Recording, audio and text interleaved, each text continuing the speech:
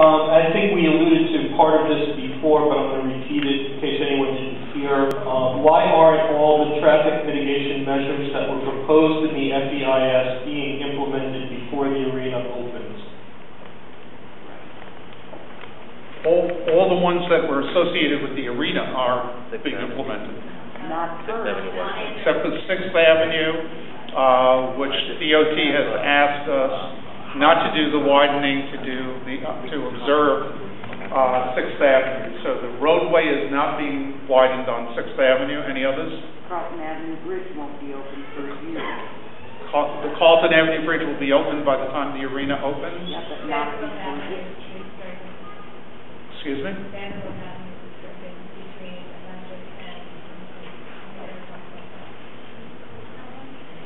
Mitigation. Why don't we, could you talk about what's going to happen on Vanderbilt south of Atlantic Avenue? Is it going to be restriped? I don't think there's a restriping plan. Chris?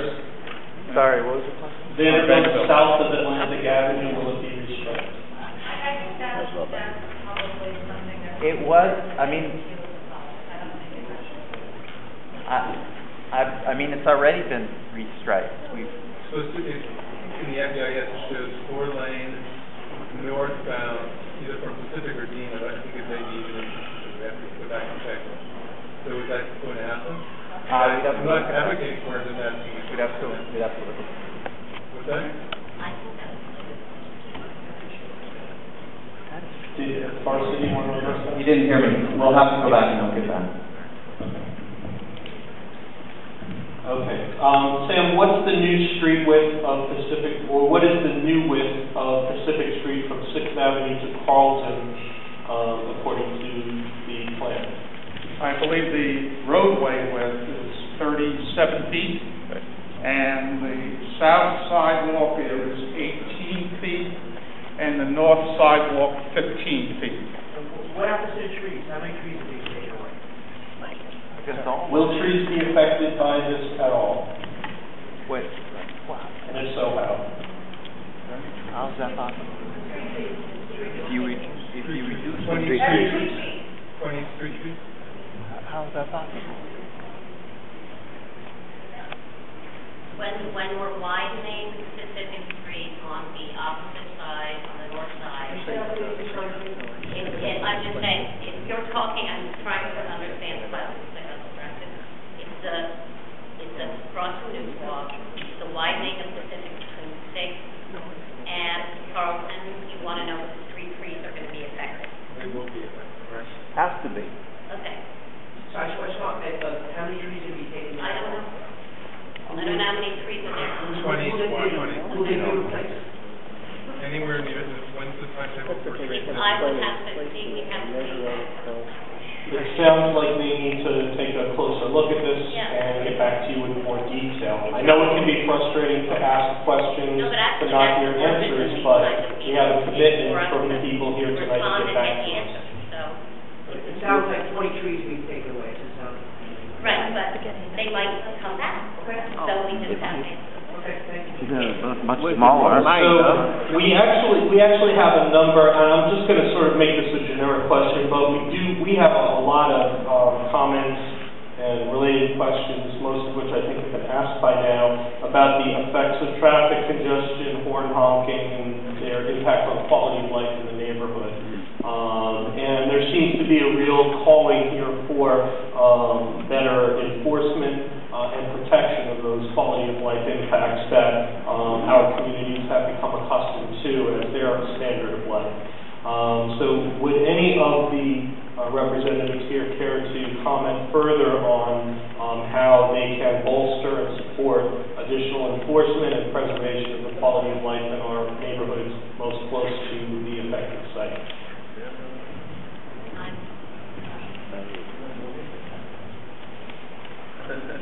I saw a number of questions that had to do with concerns about response time, the police department, the fire department, and that kind of coordination. So I just wanted you to know that in addition to demand management, we are working with the local life safety agencies to come up with what we call a game day plan, but it's really an event management plan. And it is going to be something that's coordinated with the general manager of the arena for all events, with the police department and the fire department. And they will come up with plans for how to manage pedestrian and vehicular safety and traffic. We are required to provide the necessary support staff, such as traffic enforcement agents or pedestrian managers and security, to safeguard the community and to also reduce any impact and to make sure that the quality of life in the community is good for in the vicinity of the arena during the event. But you're not doing it now. What do you mean I'm not doing it now? There are no events now.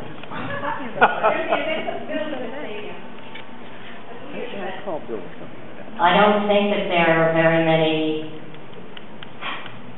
We have places you can write to us where you have issues, and you should do that. If you have an issue about parking or whatever, you should. We coordinate with the police and the fire department, even now. Concerns with a technical question. In the city, how far does it go? Does it go to Carlton and Flatbush if there's backup? The traffic, is that totally DOT, or does Forest City Revenue also have? Well, I think it's going to have to look at how people get to the arena and the parking lot. So that's 2 blocks away from the arena itself. It's going to have to look at that. It's going to have to look at how pedestrians get from the parking lot to the arena and that parking lot. So I think it's and then whatever other issues that come up as we observe. I just asked the question, I don't think Hammer. After the arena opens, we want to do an adjustment plan to try to address the issues, and that is our plan. Thank you. We have a question here. Somebody would like to know the timetable for sidewalk closures and sidewalk improvements in the whole area around the arena.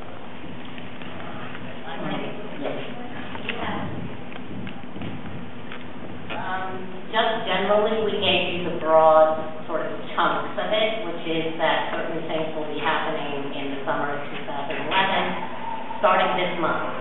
And we have NPT plans that need to be approved and permitted from DOT. When we have those plans in hand, in other words, engineers have prepared them and DOT has approved them, and there are stipulations about how we can do our construction work, we will append those to the 2-week look-ahead, so that the community can see what the plans are, and then if you have questions about them, we're happy to answer them. Anytime we are doing work in a different area, it will have its own MPT plan. We will describe the duration of that work, and some of the work will be 6 weeks of work, some of it, so just so that you understand, these geometric changes, the biggest one, which is at 4th Avenue, is a total of 2 to 3 months of construction time. So you're not talking about very long construction times, but you're talking about a variety of different locations. So we're going to make sure we provide as much detail and information to the community in real time on every single piece of construction we're doing in the streets, whenever we're doing it.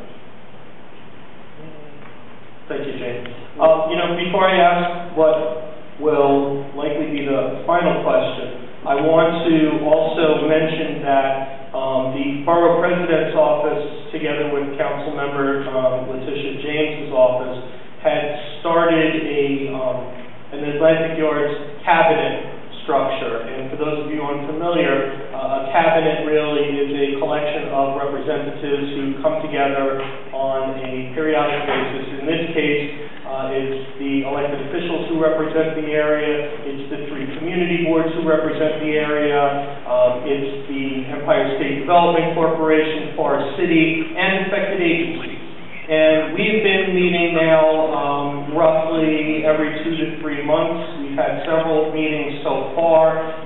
We have every intention of moving forward with these meetings. And it is essential that, as your representatives, the three community boards especially, I'm going to speak for my colleagues now, hear from you. When you have questions, when you have issues, of course you can go directly to Empire State Development, of course you can go directly to Forest City or the Department of Transportation. It's your right as a citizen to do that. But if we don't know about your issues, then we can't carry them forward and be your spokesperson at the table. And I have to say, in the last year, since the construction has really been ramped up, I personally have not heard from very many people. That is likely because Community Board 6 has the smallest piece of this project. I have been out to meet with block associations in the area. I have encouraged at public meetings people to contact us and let us know what their day-to-day issues are, because you don't have to wait for meetings like this to raise these kinds of questions and issues. Please get in touch with us directly. So, let me ask Raymond to add to that. I'm so sorry, I want to add that we have a lot of questions that we're not going to be able to get to, so we have decided that answers to all of these questions will be posted on ESD, the website, in the next week. We need at least maybe two weeks. My colleague is sneering at me, but we'll definitely post answers to all of these questions. I want to just reiterate Craig's point. ESD has an ombudsman. Forest City Radnor has a community liaison. We have not been hearing from the community. If you guys have questions, issues, please contact us directly. If we do not understand what your concerns and issues are, we cannot try to resolve these problems and issues in the community. I wanted to make that point. Even the website, I thought a number of times. Once again, our website is www.esd.ny.gov/LeonardYard. For cities, is www.leonardyards.com. There are phone numbers on the website that bring in live people. Please feel free, and we are asking of you to reach out with your concerns and your questions. We have not been hearing enough from the community. What about the Catskill Waterworks and 3rd Avenue and the plans regarding that? We're not going to take questions shouted out. We have lots of written questions. If you've written it down, it will be answered. We've got a commitment for written responses. Honestly, I think that's a great commitment, and I'm sure we will eagerly be awaiting to see what those answers are. But the question that I've been handed and suggested that this sort of be a wrap-up question for the evening is, when will the scope for a follow-up study be established, and will local stakeholders, including elected officials, community boards, and community members have input into that scope? I'm going to ask Empire State Development to interpret this as best as they can and suggest in moving forward how we can continue to be engaged in a constructive planning process that is truly representative and includes the affected communities. Hi, I'm Rachel Schaff from Empire State Development. The development of a scope for the monitoring plan for monitoring how effective these traffic changes are once the arena is open and permanent changes are in place is a tomorrow project for us at this moment. The most important thing right now is to have enough time to have these roadway changes in place by the time the arena opens, so the mitigation we've envisioned can truly be tested and hopefully work. We will be working with DOT to develop that scope of work. I imagine that there'll be plenty of opportunity for us to share with the community how that scope is developing. I'm sure there'll be plenty of opportunity for the community to comment on it as well. Yes, sure.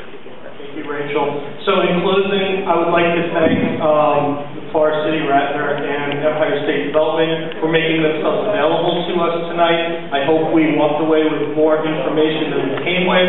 I want to thank Sam Schwartz for his excellent presentation, Christopher Rhodes from the Department of Transportation, and of course my colleagues in Community Boards 2 and 8. We are at 8 p.m., so thank you all for coming and happy Black Day.